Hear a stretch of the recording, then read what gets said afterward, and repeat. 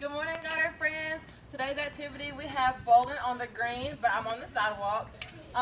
But you need either blocks or in a ball, or if you have like a little play set of like bowling pins and balls, you can use that as well, which is what I'm going to use today.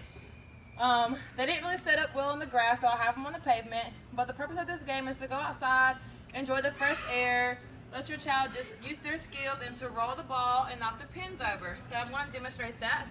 So you want to stay in a good distance back and just roll.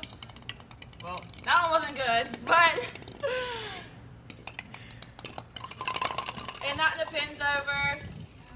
Keep trying until you get all of them knocked down, and then just reset them up. Just go outside and enjoy this time with your child. It works on fine motor skills, gross motor skills, as they're having to hold the ball and roll it and angle it to knock the pins over as well. Really fun. Change up the objects so they're not using the same objects every time. Like I said, you can use blocks, you can use cars, whatever you guys have at your house to use. Just have fun with it and enjoy the nice weather outside. Thank you guys. Bye.